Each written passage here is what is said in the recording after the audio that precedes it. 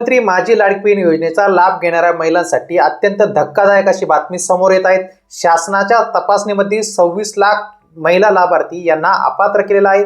चुकीच्या पद्धतीने लाभ घेणाऱ्या किंवा दुहेरी योजनेचा लाभ घेणाऱ्या एकाच कुटुंबातील एकापेक्षा अनेक लाभार्थी किंवा काही ठिकाणी पुरुष लाभार्थ्यांनी सुद्धा लाभ घेतल्याचं दिसून आलेलं आहे। त्यामुळे महाराष्ट्रातील 26 लाख लाभार्थी आता अपात्र करण्यात आलेले आहेत।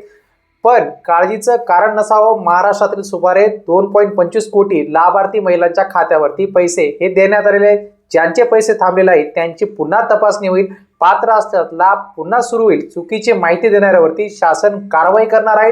त्यामुळे महाराष्ट्रातील 26 लाखापेक्षा जास्त महिलांच्या खात्यावरती जून महिन्याचा हप्ता हा आलेला नाहीये। त्यांची जिल्हाधिकारी मार्फत तपासणी होईल। जर त्या महिला खरोखर पात्र असतील तरच त्यांना जून महिन्याचा हप्ता किंवा इथून पुढे लाडकी बहीण योजनेचा हप्ता हा मिळणार आहे। आपल्याला आजची अपडेट आवडली असेल तर चॅनलला सबस्क्राईब करा।